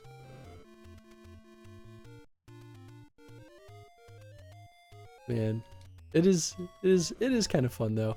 It worked really well in Songbringer too. I feel like things like the fire spreading across bushes in Songbringer did a really good job at like making, you know, searching for those little secret passageways feel less monotonous. And I mean, they also didn't limit you right away. I think they gave you a candle or a lantern or some means of starting fires that were more like infinite, like you wouldn't run out of it. Do I actually have to? Oh, okay, I don't. Let's go all the way to the right. Want me to look up a dungeon location? I value my sleep. Yeah, I mean, if you want to tell me where Dungeon 3 is, I will just listen to you guys in the chat. So maybe that's the best way of doing this. If you guys are getting tired of seeing me just kind of flail around not finding something, just tell me, and then I'll you know, I'll do what you guys tell me. 'Cause that way it's like, I don't want it to spoil the stream either, and I don't want to like look something up when everyone's having a fun time watching me struggle. 'Cause like I like that struggle too, but I also don't want you guys to have a bad time. So totally okay. I will not complain. Yeah, the lighter after you finish the swordless dungeon, a lot of cool design decisions and technical tricks. Yeah, absolutely. That's right, it was a lighter in that game. Oh, and that was...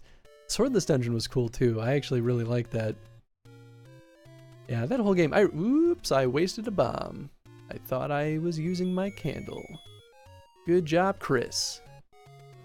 Infinity Chris pro tip number 3. Waste bombs. I guess on the plus side, I'm gonna have a lot more money when I finally get that first bomb upgrade. And potion. I always wonder, I feel like they don't usually have 2 dungeon entrances, or like caveway entrances in the same cell. But maybe that's just because I'm thinking of the first quest. All preconceived notions could be wrong. Some rocks. Oh, I don't think I actually looked at the location that Dungeon 2 was in before, so I'll go see what's over there.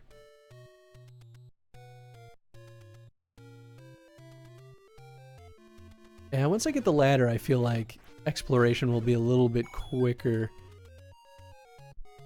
Because you can just access so much more than you can prior to that. That and the raft. But the raft, I guess, really only takes you to 2 places.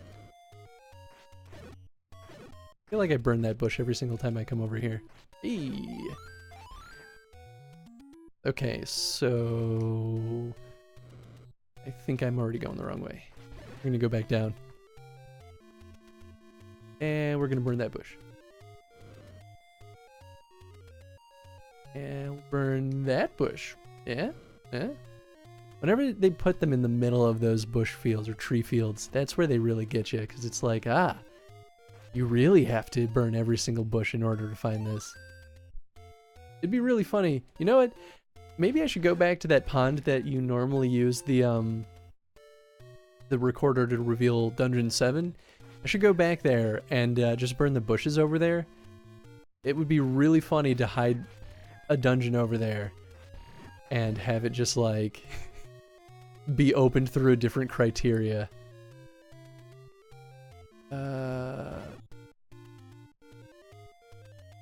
Okay, I think I need to go down. I guess it was further east than I thought it was. I know the record on lake. It's a lot of lake, but yeah, I thought the recorder was mostly for secret locations, but it makes sense that most of the dungeons, or at least a few of the dungeons, would be hidden this way. Should have thought about that.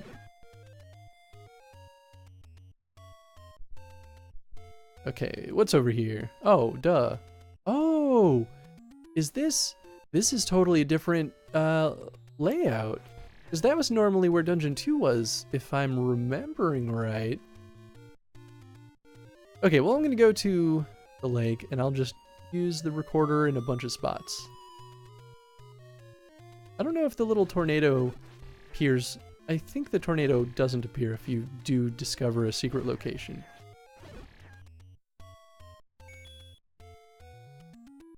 Burn the lower bush.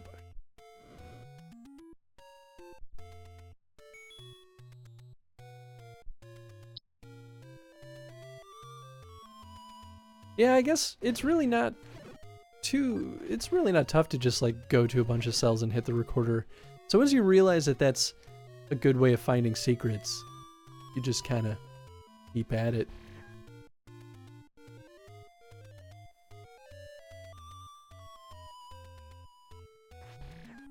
Okay, so not that lake. Maybe it's just Lake Hylia. Oop, oop. That's right, lost my laser sword.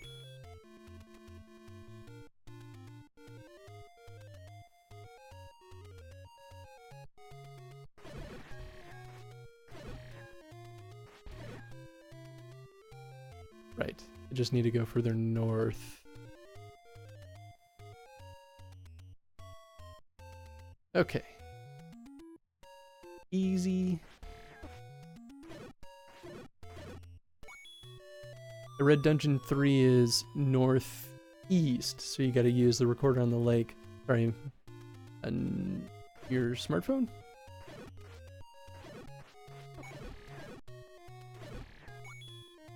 Oh, so it can't dual task. It's all good, man. I appreciate the help. Not there.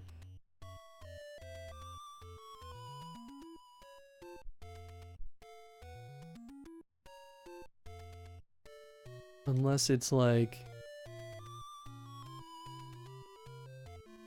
Wow, I just realized the recorder tune is where the Ocarina of Time's title screen music comes from. Oh! I don't think I really put 2 and 2 together on that either. Well, it doesn't seem to be northeast, so maybe it's northwest. So we're gonna go around the lake the other way.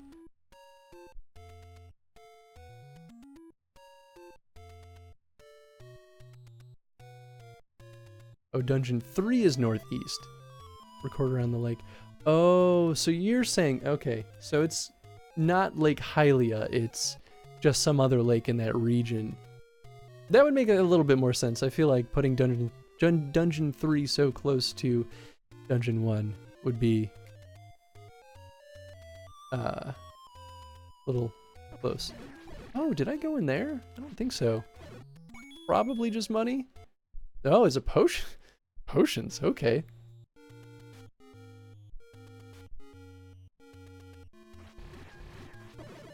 Give me that heart.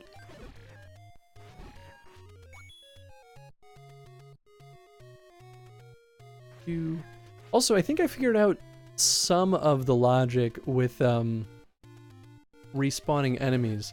It seems as though if you don't kill every enemy in a cell, then they don't all respawn. And that's definitely not the case for everything. Like, there are some rooms in dungeons where no matter what, they just won't respawn. But if you, like, kill everything down to one last remaining enemy and just leave that person and, you know, die or leave and come back, it won't respawn any new ones, which I thought was pretty clever. I mean, that's probably a realistically like a limitation of the programming at that point. But also maybe not. I have no real idea.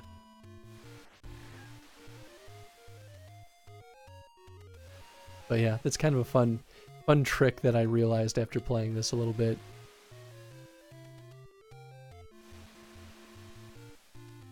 Probably totally wrong in the direction. They make no sense to me. Oh, I'm looking at the ocean anyway. So this is probably not the right spot. I mean, either way, at this point, I'm just going to start using the recorder a bunch. So hopefully it's not too annoying to listen to.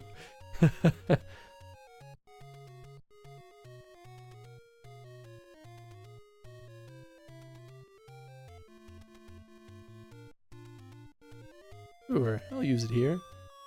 Anything could happen. Anything.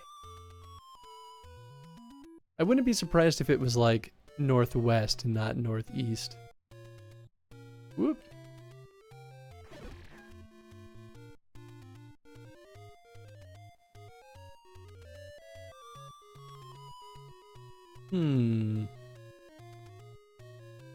Up here.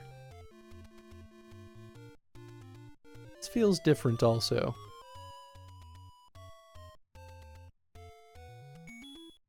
Might be crazy. Oh no, because I burned a bunch of bushes over here already. Hey, more bombs though.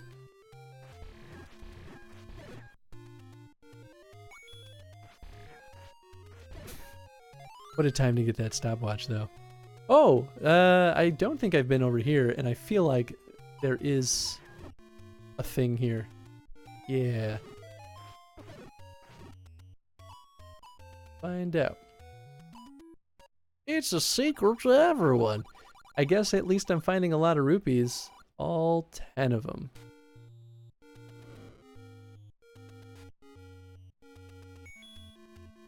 Plus they were nice enough to keep the recorder and the candle right next to each other. They were cognizant of their layout of items. More bombs. Always need more bombs. Okay, let's go down, maybe southeast? Been in there, haven't I? Pretty sure I have. Yeah. I will give this a try.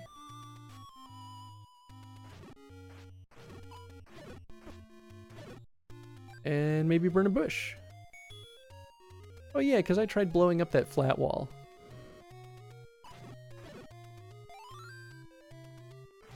I know there's no other hidden doors over here. No bombs, no hope. That's basically still the feel. Why I gotta get more max bombs? Just to make sure I'm not crazy. Yeah. Sneaky, sneaky. I guess.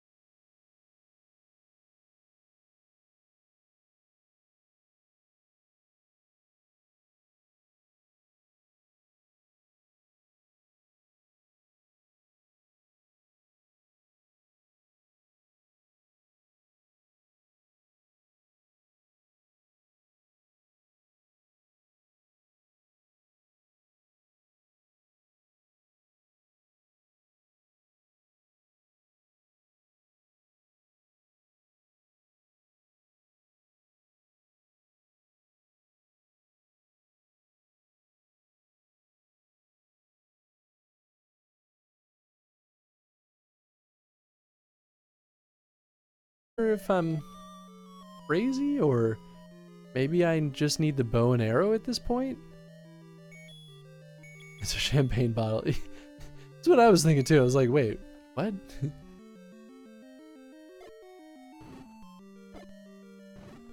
I'm just gonna waste all my bombs this way. I don't want to do this.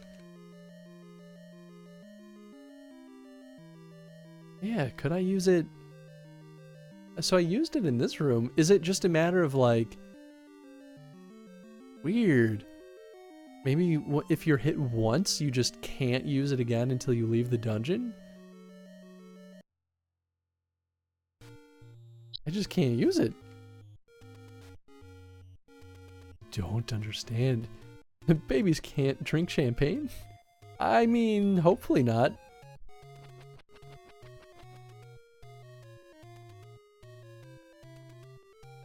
Did I break it? Or, you know what? I'm just gonna go heal at the fairy fountain and hope that that fixes it. It does. Oh no. Well, that explains why the fairy fountain is here. That's a mean mechanic. Okay, so I guess just to confirm. Oh, whoa, it considered them dead? Oh, right. Okay, so I'm gonna enter this room, which these guys didn't touch me. Okay, so yeah, interesting. I mean, they're different colors, so maybe they also reverse the effect. But that would be a very strange choice. What a crazy design. That's super mean. Second quest is a cruel, cruel joke on its players.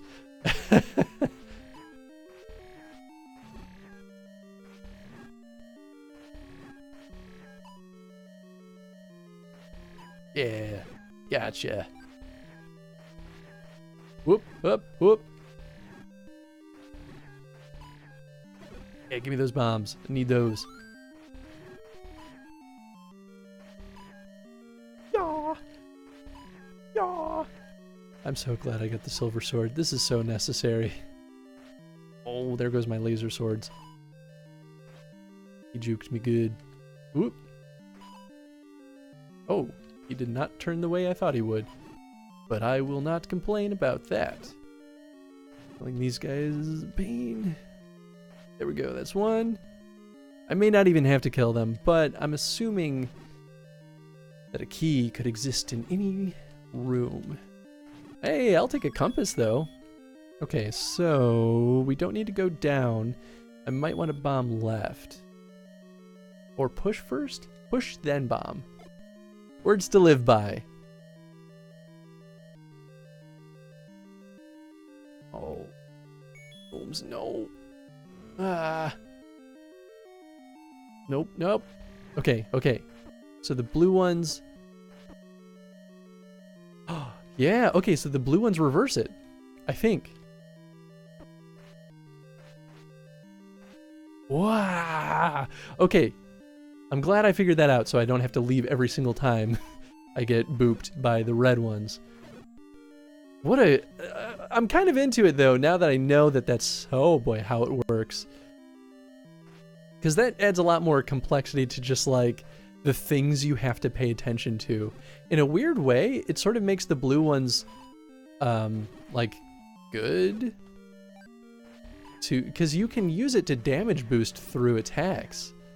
I mean, for a short bit, but if you're clever about it, that actually makes some things easier.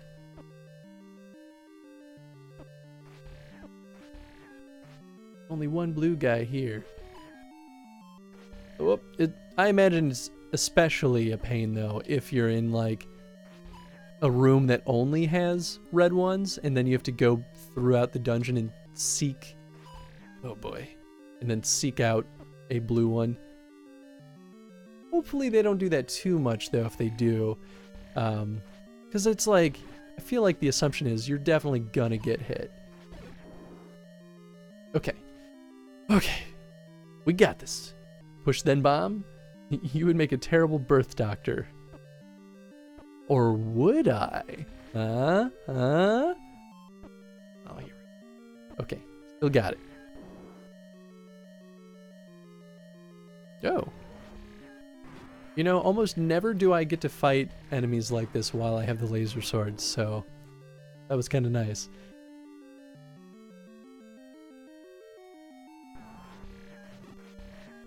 Watch me kill all of you with my laser sword. You ain't nothing. One thing that they changed in the later games was that laser sword, I think, always deals base sword damage.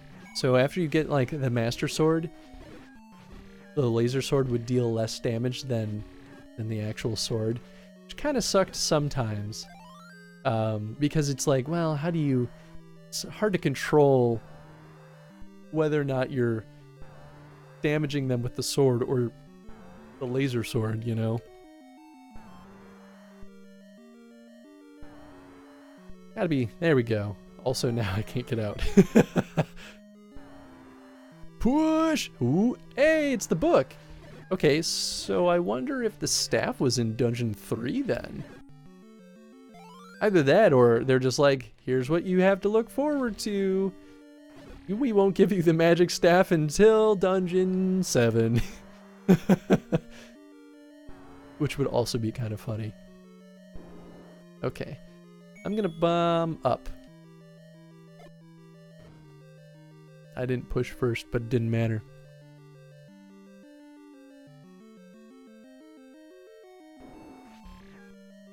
Okay. Whoop, oh, whoop, this is bad news. Bad news! Okay. 2 nights, never did nothing for nobody. Nothing. Oh! Nobody! No! That was me. Whoop, whoop. Okay, okay. Everything's fine. There are no problems here. Everything is fantastic. Ooh, everything is fantastic. Thank you. Oh, and of course I had to take that one more hit. Would have got my laser sword back. How about another fairy? So things be less scary. Mo fairy less scary. Ow. I genuinely thought he was low enough on health. Shows how much I'm paying attention and counting my hits. Whoop. Ooh, ooh. Oh no. Okay. No more being a joke, Chris. Maybe they'll be drawn to the meat? Doesn't look like it. Really use another fairy though. Be nice. Be real nice. Oh, dope, oh. Thanks, game. Wow. Mo fairy less scary.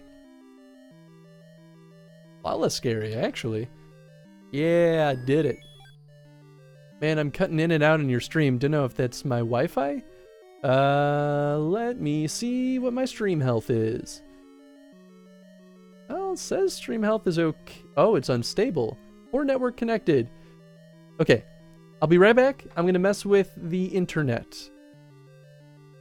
I'll be right back.